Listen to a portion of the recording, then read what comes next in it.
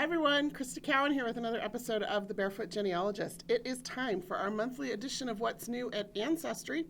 I'll be covering some events and genealogical conferences that Ancestry will be attending, where we hope you will join us. I will then talk about some of the new site changes and product announcements that have come out over the past several weeks. And then we'll spend the bulk of our time looking at the different content collections that have released this month. At last count, I think it was more than 28 million records that have been published to the site this last month. So let's go ahead and dive in with a quick look at what events are coming up. So Who Do You Think You Are Live? It's one of the biggest genealogical events in the world. That is going to be April 7th through 9th in Birmingham, England. Who Do You Think You Are, as most of you know, is a television show here in the US, over in the UK. There have been versions of it in Australia and Canada and several other countries. But Who Do You Think You Are Live is a genealogical event. Ancestry will be there, so if you are in or near Birmingham, England, or would like to be, you can go to whodothinkyourelive.com to learn more about that particular event. Here in the U.S., we have several genealogical conferences coming up. These are the major ones that are scheduled this year. The National Genealogical Society's annual conference will be held in Fort Lauderdale this year. That will be the 4th through the 7th of May. And if you go to conference.ngsgenealogy.org, you can register. Registration is open now. There's also information there about conference rates for area hotels. Ancestry will be there. I will be there. I'm speaking at that event, as well as in the booth in the exhibit hall. So if you're planning on attending that, please do come by and say hello. Next up is the Southern California Genealogy Jamboree. That is the first weekend in June every year in Burbank, California, at the convention center right by the airport. It's a really easy airport to get in and out of. Most flights in and out of there are fairly inexpensive, and there is a conference rate for the hotel, and the convention is at the same hotel. And so it's a really compact event, lots of energy, lots of fun. It's one of my favorite conferences of the year. The second, which is a Thursday, is actually DNA Day, so that's an add-on day. The conference runs Friday, Saturday, Sunday, the 3rd, the 4th, and the 5th, but you can come early and attend that DNA Day. And I will be there at that event as well, and hope to see some of you there. The International Association of Jewish Genealogical Societies is holding their annual conference this year in Seattle, Washington. That will be the 7th through the 12th of August. And you do not have to be Jewish to attend that event. There are a lot of classes and events, of course, that pertain specifically to Jewish research, but if you have family who immigrated from Eastern Europe, there are a lot of great resources at this event for just immigration. There are a lot of great resources at this conference for Eastern European research. So even if you're not Jewish, that event could have some value for you, particularly if you live in or near the Seattle area. And then, of course, the kind of capstone of the conference season is the Federation of Genealogical Societies annual conference. This year it will be held in Springfield, Illinois, and it is always held the last weekend or the first weekend of September. And so it starts on the 31st of August, ends on the 3rd of September, which is a Saturday. And again, that's in Springfield, Illinois this year. Most of these conferences, with the exception of the Southern California Genealogy Jamboree, rotate cities every year. So if you don't see anything on the list this year, you still might want to go check out the websites for these events. Most of them have announced 2017 locations. Some of them have even announced 2018 locations. So if there's an event coming up that will be in your area, you can check those out and start planning for those now. If you've never attended a genealogy conference, I would strongly encourage you to do so. They are great opportunities to further your genealogy education, to learn more about resources available to you to extend your family tree, and to network with other genealogists. Most state and local genealogical societies have conferences as well. So there are monthly meetings for most genealogical societies. There are usually an annual and sometimes a biannual conference for most of the state genealogical societies as well. So be sure to check those out if you can't attend one of the national level events. Well, that's all for events. Let's move on to what's new at Ancestry. Let's talk specifically about the Ancestry site, first of all. So this last month, Ancestry has introduced a couple of things on the site. One is, backed by popular demand, the continue searching function. So it used to be that you would do a search from your tree on Ancestry, and then you'd walk through the process of attaching a record that you discovered. And then you could go back to that search without having to redo all those search parameters. And so now that feature has returned. So when you get your little pop-up record here that says that you've saved the record, the continue searching button will be right there in that pop-up. So you can just click that. It will take you right back to your search results. The other thing we've done, because a lot of you have asked a lot of questions, and we wanted to make sure we answered those questions in a place that was logical and available for everyone on the site. And so whether you are in the life story view or the facts view, so when you're viewing a person profile in your tree, whether you're looking at the life story view or the facts view, in the very bottom right-hand corner, you're going to see a little link for tutorials. If you click on that, you'll get a pop-up list of 6 or 8 tutorials that are between 1 and 2 minutes long about various aspects of the life story and facts view, just to make sure everybody knows where everything is, how to find it, what's where on the site. Maybe there's some features that you didn't even know existed that might benefit you and your research process, as well as the recording of your family history, that process of documenting your information. So click on that tutorials button to get that list of videos. And then you can just choose from there which one you want to watch. Okay, the other big announcement this month was that Ancestry DNA is now available in 29 additional countries around the world.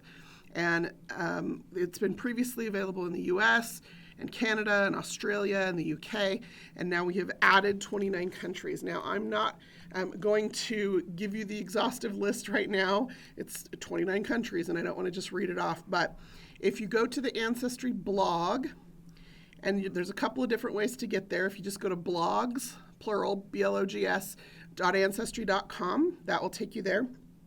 Or if you scroll down to the very bottom of any page on Ancestry, you'll see a link to the Ancestry blog.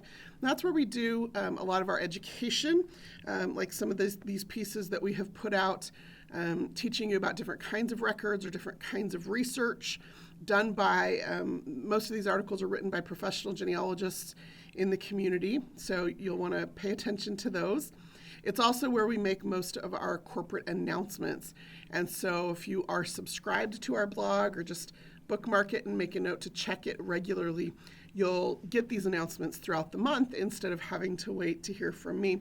But here is the list then of the 29 additional countries that Ancestry is now available for purchase in. And so you can go and check that list and see if the country where your great aunt or your grandmother lives now is on the list, and that means they'll be able to now purchase a test in their country so that they can be added to the database. I do want to just make one clarification. There is just one database of Ancestry DNA. I've seen this question floating around on social media. I've received a few emails about it. So no matter where you are in the world, when you take the DNA test, your test is compared to everyone else who has taken that DNA test. And currently that database of people who have taken the test and received their results sits at about 1.5 million. So it doesn't matter where in the world you happen to live or where in the world your family members happen to live. They will be compared to everybody else who has taken the Ancestry DNA test. So get those other family members now in those other countries tested. I have a few people on my list who are up next. Next up, I just want to highlight the Ancestry Academy. If you haven't taken advantage of the opportunity there, it's some excellent genealogical education by some of the best genealogists in the world.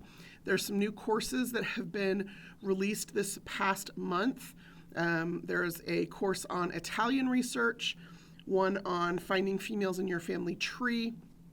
There's a whole course on using school records to not just document the lives of your ancestors, but actually to discover more about them or find more about them.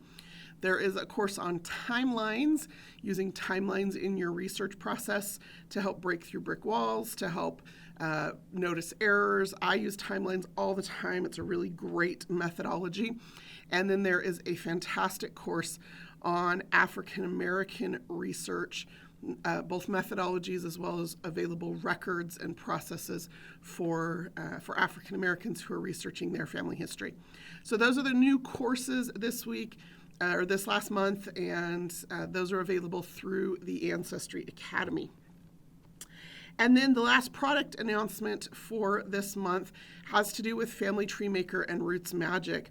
Again, this announcement was made on the blog, and so you can go to the blog to learn more of the details. But the high level is that Family Tree Maker, which is a desktop software product that was previously published or created and sold by Ancestry, has now been acquired by a company called Software Makiev. They are going to continue to provide updates to it, and they will start taking over the support of that desktop software product. We also announced that by the end of this year, Roots Magic, which is a desktop software product that many of you use, will be integrated with some of the Ancestry features. So both Family Tree Maker and Roots Magic by the end of the year will allow you to keep your family tree on your desktop and use some of the robust features of those software programs, and it will allow you to keep your tree consistent between your desktop software and your online version of your tree. So check out the blog for more details about that. Also be sure to check out the respective websites for both Software Makiev, who's taking over Family Tree Maker, and Roots Magic. They have more details on their side about what the plans are coming up. So those are the product announcements for the past month. Let's dive in now with the remainder of our time into content. Content's always, for me, kind of the meat of what we talk about every month. For those of you who've never joined us for a What's New episode before, let me just give you a quick rundown of where you're going to be able to find this information for yourself throughout the month. My favorite resource on the entire Ancestry website is the card catalog. You're going to find that, if I make my screen a little larger here for y'all, you're going to find that under the search menu. You just click on search, scroll down to card catalog, click on that. It will bring up a complete listing of all of the databases available on Ancestry. You then have the option of sorting that list by date added, and that will put all the newest stuff at the top of the list. And I check this list every couple of weeks just to see what's new, what records I might be interested in. I have found that database-specific searching is usually the most effective way to look for the records that I'm looking for, to find the information about the people that I'm researching. There's 17 billion records on Ancestry now, and Ancestry is adding an average of 2 million new records every day. And so, keeping up with them is something that's important to me, especially as I look through some of these new collections and realize that, I have family that was living in Alabama during World War I. Maybe there's some information about them in the Gold Star Index.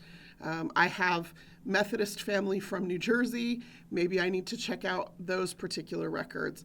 I have family who, is from Ireland. I have family from who lived in Alberta, Canada, right? So wherever your family might be located, to be able to pick out those specific databases that might be of interest to you and search them is going to be really beneficial to you. So I just want to talk about some of the collections that have come online this past month. The first one is the definitive list of slaves and property for 1827 and 1828. Now, that seems like a really specific title, and it is. Definitive list, of course, is just for that particular definition. This particular record collection, if you scroll down past the search box, you're going to see source information. So if you've never used the database pages before, let me just give you a quick rundown of how these are organized. Source, or search box at the top, a browse box over here on the right-hand side if there are images from this collection. Scrolling down, you're going to see source information. In this case, these records came from the National Archives in Washington, D.C., and it will have information about from their catalog about how the records are organized there. And then there will be a database description. And sometimes this database description is brief, and sometimes it's really long. It kind of depends on how complex the records are and what information we think you'll need to be successful searching it.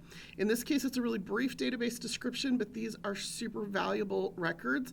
Even though there's only 3,608 people listed in this particular collection of records, for the descendants of those 3,608 people, this collection is going to be really valuable.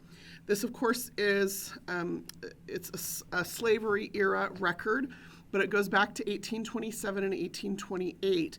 And unlike many contemporary records about enslaved individuals, this record set actually contains the names of those who are enslaved, as well as the name of the slaveholder. A lot of records, particularly even up through the 1860s, up through until emancipation, the records would just list the name of the slaveholder, and oftentimes the person who was enslaved was not listed. And so that's one of the things that makes this a particularly valuable set of records. The other thing is that it does go back to 1827, 1828. A lot of times, as African Americans who are descendants of those who were enslaved, as they do family history research, they hit what we call the 1870 wall. 1870 is the first time that those who were formerly enslaved listed them by name. And so prior to that, as I said, it was difficult because the records often didn't list them by name. So not only does this list names, but it also connects the enslaved to the slaveholder, and it is from the 1820s. So it's going to be a really valuable record collection for the group of people that pertains to. And that's exciting to me to see so many of these records now being made available. This is just one example of the kind of record that might exist.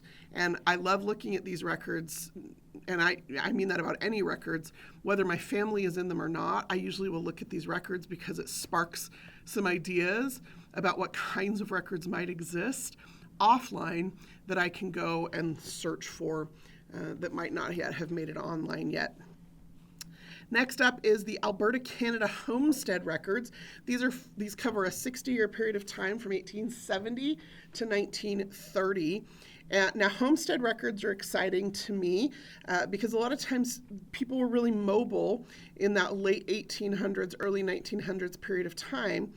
And we may have traced somebody back to a specific place and time and have no clue where they came from before that. And so these homestead records are great because not only do they list the name of the person who was homesteading and some information about the homestead itself, but they will also list the age of the individual and their birthplace, which is fantastic information because if you've traced them back into Alberta and aren't sure where they were before that, this will get you over that particular hump. Again, as always, be sure to check out the database description and source information. These particular records came from the University of Alberta in Edmonton. There's information in the database description about the Dominion Lands Act under which these homesteads were acquired, what that meant the person had to go through or do in order to obtain that homestead, and then, of course, information about what was indexed in these particular records so that you know what information you're getting. Really great records there. Next up is a collection of records that are kind of interesting to me. So the Immigration Services was was collecting information about the deaths and burials of people of Chinese descent in the state of California, particularly in and around San Francisco, although it does encompass more than just the San Francisco area. So this Immigration Services records contains information for people who were born in China, for people who were born elsewhere, who were of Chinese descent. So maybe they were born in Canada or Hawaii, which at the time was not part of the United States. And so they may have been born elsewhere outside of China, but also outside of the United States. And then it also contains information about people born in the United States who were of Chinese descent. And so you have this collection of mortuary records then created by the Immigration Services.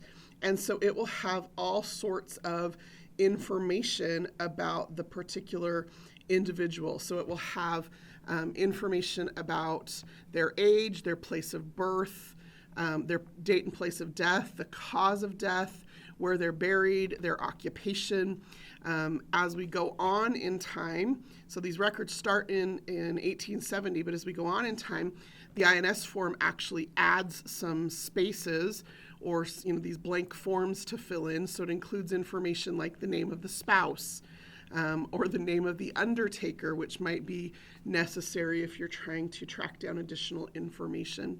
And so we've got these really great records then for those who are of Chinese descent, whether your ancestors were born here in the United States or abroad.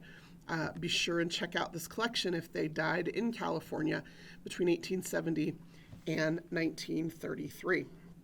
Okay, next up we have some Sydney, Australia cemetery headstones.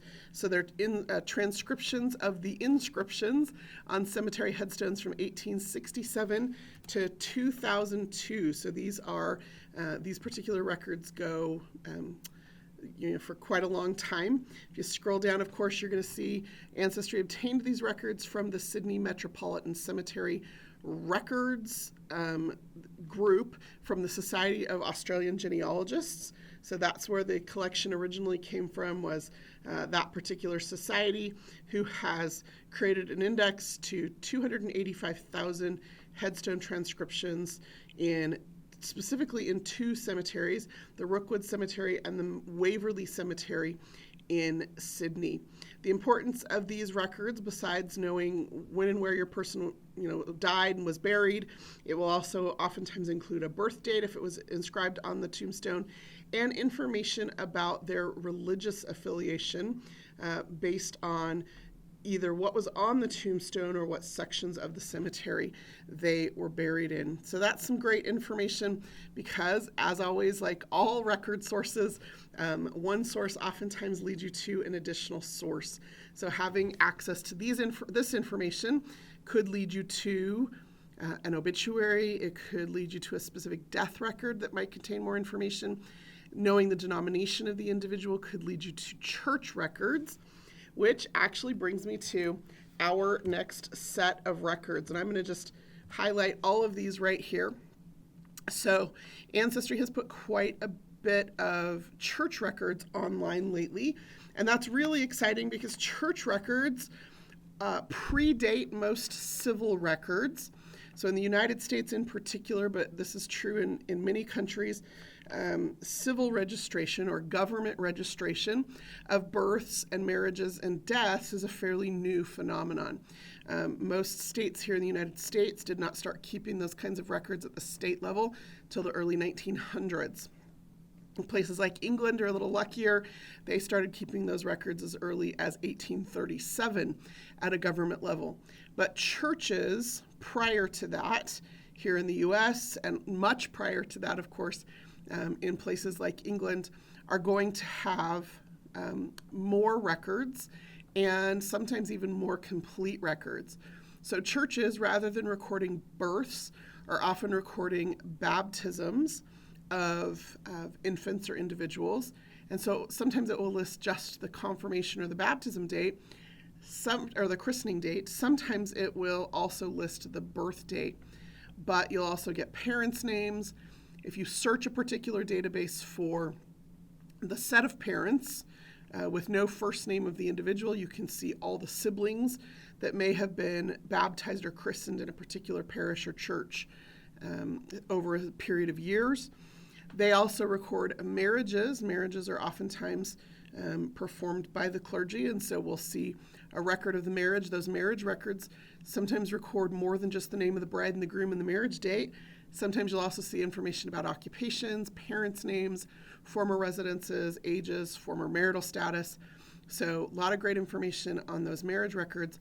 And then because many people are buried with a funeral performed by a member of the clergy, and sometimes then the burial occurring in a church graveyard as opposed to a city cemetery, then you're going to see records of burials as well.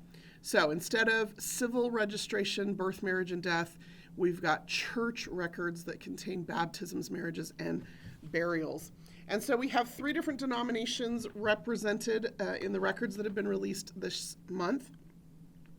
The first is the Dutch Reformed church membership records from 1701 to 1995. These records come from the Archives of the Reformed Church in America, which is based out of New Jersey. If you have family, particularly family who was living in the New York, New Jersey area in the early 1700s, there was a lot of Dutch colonization happening there, and so many of them were members of the Dutch Reformed Church. And so even if you're not certain that your family may have been Dutch Reformed, if they were living in that area in that time period, check these records. You never know. There is a really easy way to search records on Ancestry to see if the records you're looking for exist before you dive in and start doing actual searches. Look over here at this browse box, and you'll see you can see what states are available. So you'll notice this is not every single state.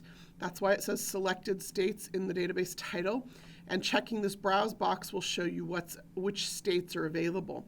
Once you find a state that you're interested in, then you can choose a specific city of interest. So I could come in here, for example, and choose Amsterdam, and then it will show me exactly which church and years are covered by that particular collection of records.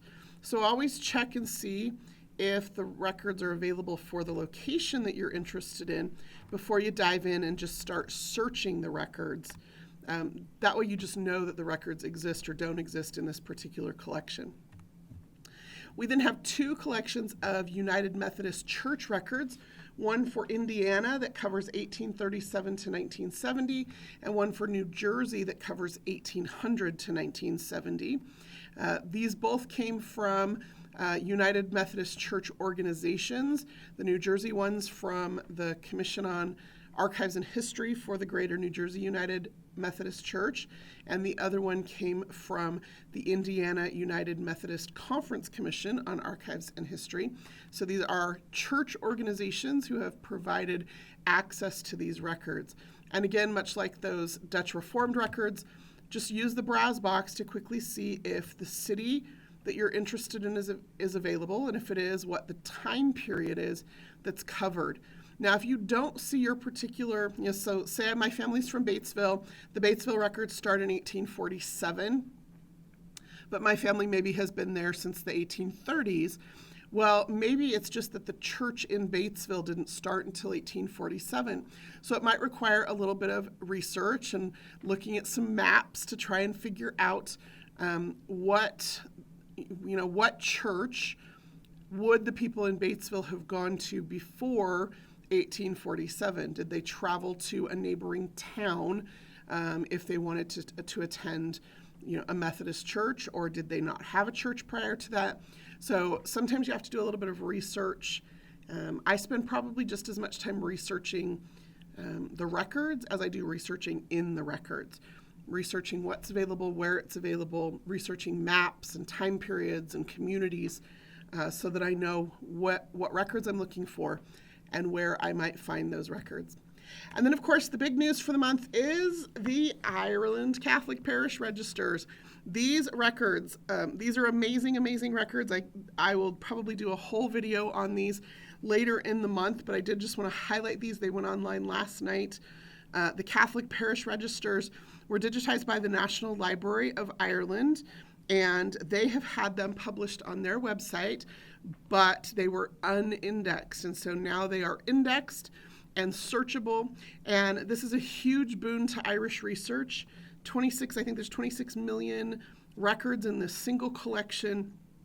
They cover most of Ireland, and one of the challenges with Irish research has always been that you have to know exactly where in Ireland your family came from in order to research in the records, because the records were parish by parish. Well, now these records have been aggregated into this single collection, and it's going to make that research a little easier. Now, I will give you one word of caution now before you dive into these records, and of course, as I said, I will give you a little bit more detailed information later in the month, but just beware of the same name, same time, same place syndrome. It's really easy in family history research to do a search and have a list of results pop up and think, oh, that must be it, because the name, the time, and the place match. Particularly in Ireland, though it happens other places as well, you're going to see a lot of people with the same name and the same time and the same place. So be sure to use these records carefully, because they do have great information in them about parents and siblings and spouses, and you're going to be able to put entire families together, but you want to make sure that you're putting your family together, not someone else's, because we always want to make sure we're climbing our own family tree. So have fun with those Irish records, but keep an eye out, not just for the next video, but also on the Ancestry blog and on some of our social media channels throughout this month as we celebrate Irish history.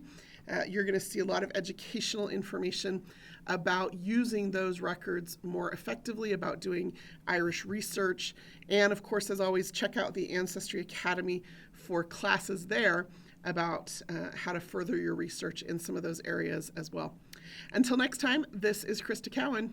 Have fun climbing your family tree.